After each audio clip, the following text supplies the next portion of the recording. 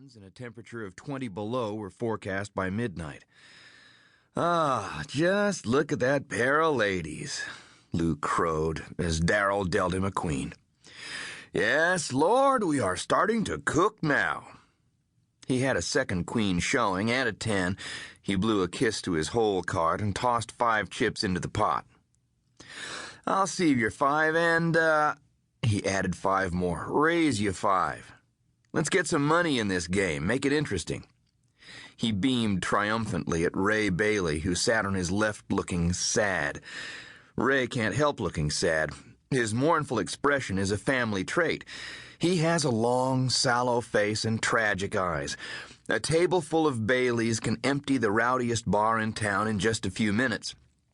Ray looked worse, of course, as we all did in the dim light of the basement where Lou, in a rare attempt at home improvement, had nailed some studs to a section of the cement floor, hung pegboard on the studs, and sprayed red paint haphazardly over all. He put in an old dining room set, hung up his tacky collection of ancient fly-specked beer signs, and started calling the space my rumpus room. It smelled like the laundry machines on the other side of the partition, and the poor light gave everybody eye strain. Ray called it Lou French's last erection. Ray got a deuce, which gave him a pair of deuces and an ace showing. After a lot of pondering, during which Lou implored him to piss or get off the pot, Ray reluctantly pushed 10 chips to the middle of the table and stayed in the game. Darrell dealt himself a 4 of clubs, in which he laid alongside the 10 of hearts and 8 of diamonds he already had showing, and said, "Now, let's see, what have I got?"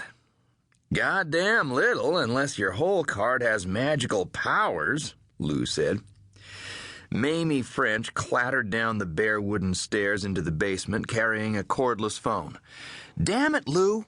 She brought it to the table and shoved it at her husband. "You gotta remember to bring this thing down here. I was way upstairs at the quilting frame."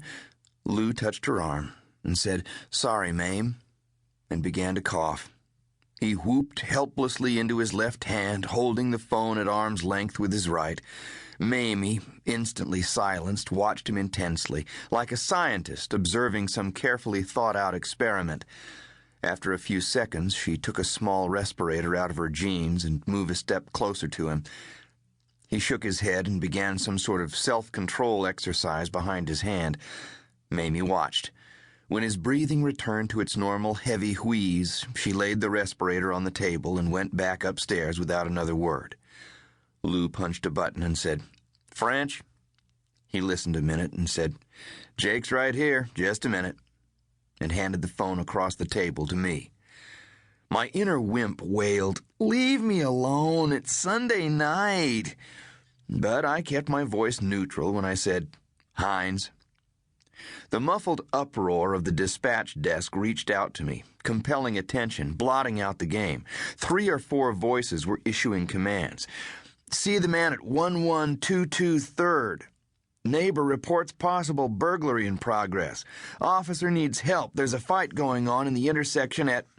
Each voice was quiet and civil, but insistent, pouring out rapid-fire information while the computer keyboards thumped a relentless undercurrent. A desk phone rang endlessly in one of the empty offices just outside the door. "We have a DOA," Woody said. "I got a 911 call. Motorist said somebody's lying in the snow by the street. I sent Hannenberger. He reports a dead male. He's yelling for a detective to come right away. Says he's freezing his ass off by the 29th Street overpass.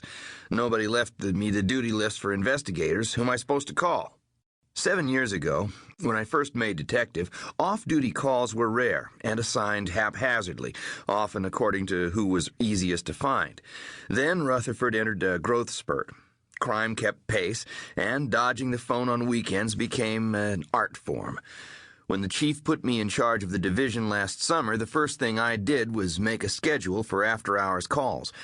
Investigators take nights and weekends in rotation. No excuses unless you or your loved ones are near death. I post the lists every Friday, without fail, one on the bulletin board outside my office and one at the dispatch desk. The first detective who fails to copy the list has been promised a return to uniform duty on straight nights, split between the recycling